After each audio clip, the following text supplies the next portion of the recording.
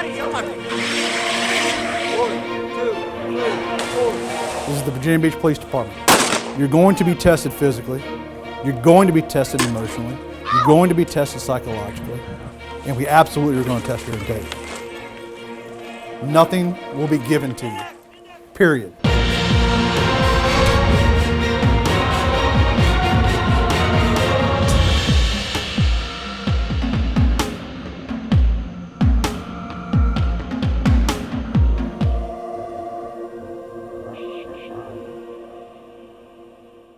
I told you 6'2". We got all comfortable, had a cookout, and all this crap at Creed's, and then we come back to freaking Academy, and we've lost our mind. This week, a lot of people just have dropped the ball. Someone forgot the camera, someone forgot the roster, someone was missing gear. I don't blame the squad leaders for doing it at all. You know, we're not a team. You know, we're still being a bunch of individuals. Hit it, mass punishment, I'm for it. I think I struggle more with the being punished for other people thing more than I do the punishment. PT's never really been an issue for me. Good work, you always do good work. I'm tired of paying for other people's mistakes. How am I supposed to know you have attention to detail in that gym when we're teaching you things that are gonna save your freaking life? Get water and get in the gym, now. Yes, ma'am. Leading up to DT week, we were all a little stressed out because it was like a little overwhelming with, you know, firearms and driving. Some of these recruits that we get have never been in a fight before. I think there was 5 out of the 59 that raised their hand in the beginning of class that said they've ever been involved in a physical altercation, and out of those 5, they were prior military. Both legs, so you come in here, Police work has changed and is changing. It's a lot more aggressive. There's a lot more people out there that are out to attack us and to hurt us for whatever reason. And there's a lot less people thinking about the consequences of assaulting a law enforcement officer. And so your chances of being in a fight to protect yourself or anybody else is very high in comparison to what it used to be years ago. So I'm gonna pull here. This is coming to me, and this body is gonna go that way. The most difficult elements in the academy for recruits are driving, shooting, and defensive tactics. We start with basic control techniques, and then we go into striking, how to properly strike, when we would strike, kicks, your stand-up fighting, if you will. And then we go into Gracie survival tactics, Brazilian Jiu-Jitsu. All that leads to their education of use of force. When can you apply certain things like pressure points? When can you strike somebody? When can you not?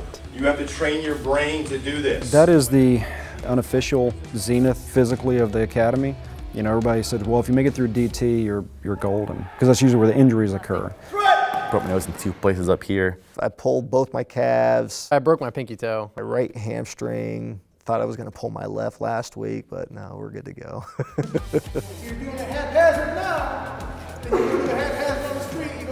I really enjoyed DT week. I really liked the jiu-jitsu, the Gracie stuff, and learning that and knowing that it doesn't matter your size. If you know the techniques, you can flip over a 250-pound man.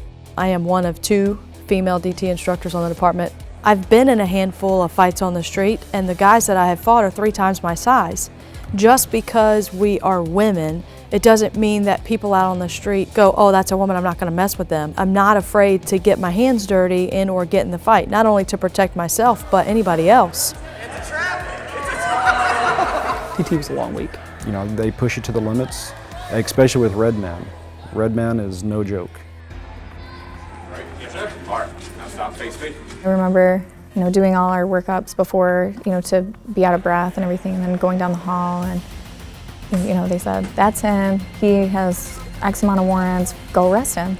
And you look over and there's this, I would say, well over 200-pound guy sitting on this bench or couch, and I'm like, all right, let's go get my butt kicked. Everybody's just yelling. There's loud music going on, they're yelling, and you have to go and arrest the Red Man. Turn around. Yes sir, turn around. Let's go! Let's go here!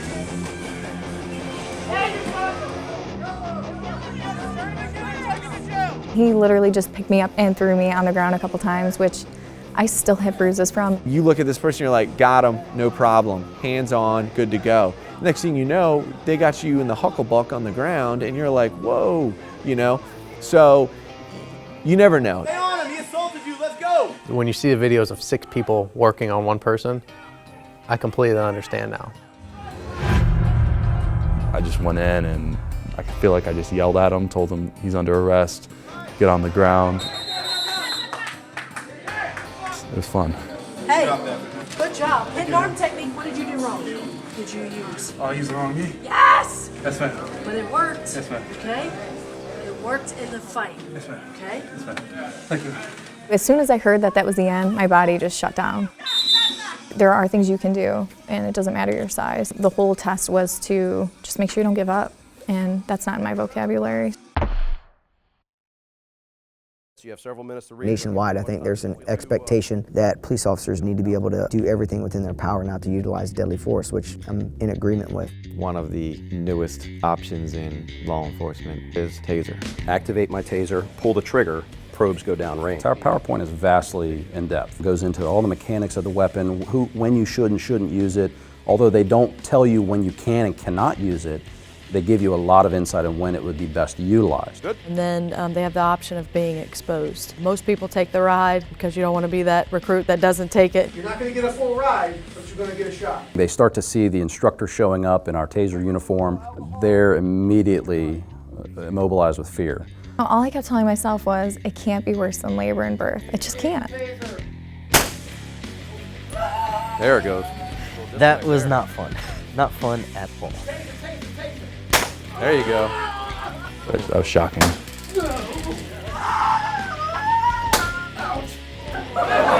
It felt like someone took a hot branding iron and like shoved it up my butt, and it just like, it was terrible. Oddly enough, I kind of liked the Taser. I wanted to see if I could actually control what I was saying, and I was able to. I had something I planned on saying, I was able to say it. When the Taser is actually discharged, it actually releases 2 probes, and attached to those 2 probes are barbs. The Taser produces approximately 1,200 volts per pulse at 19 pulses per second. My scenario was a little bit different than others. Back in 2008, I did have a mild seizure. So I was actually instructed to lay on the ground, and I had to crawl to a set of go bags. And I got to the bags, and when I got to the bags, I didn't know what else to do, so I just picked the bags up and started throwing them everywhere, and then my ride was over, and that was it. And I was ready to get up and fight. Without those less lethal options, officers have to use more force, ultimately leading up to both injuries, as we discussed, but also potentially death. Understanding what we can and can't do in terms of use of force, that was another, big idea that we had to grasp. They're force multipliers. We use the OC spray. With the OC spray, they mandate it because there's always a chance that you'll get a secondary exposure. I spray you as a suspect, but that officer that's right next to you, he's going to get a secondary exposure. So we need to make sure that the officers understand what that feels like, so they have to get that exposure. Hey, look at me, calm down. Quit walking away and look at me. They get sprayed so they can understand what it feels like. And that's big when it comes to testifying in court. Put up against the wall, and I had to do some jumping jacks and all that, and next thing I know, spray across the face, some water to make it, a little more dramatic, and run. And then it hit me. Boom. Oh. It was liquid fire. I guess for me, it felt like someone was stabbing my eyes with 1,000 tiny little plastic forks. I took it like a bitch. When they told us that we had to fight and, keep our eyes open, I was like, that's impossible. While you're fighting off the effects of the pepper spray, you then get to throw a couple punches and kicks at a couple steady bags. And after that, you're told to go attack someone who's trying to kill you. It's a definite fight or flight situation. If you don't have the fight, then you don't belong here. It's over before you know it. They have to be able to fight through it. They carry it. Open your eyes, look at me, Houston. It's readily available on the street. Odds are at some point in their career, they're going to be exposed to it in an arrest situation that if they can't fight through it, again, their gun is at risk. You're a professional. You have to know when you can escalate the situation. You have to know when you can de-escalate the situation. That starts from day one when they're at the academy, and it doesn't stop ever through the process of your career. Wrong decision could have life-altering consequences.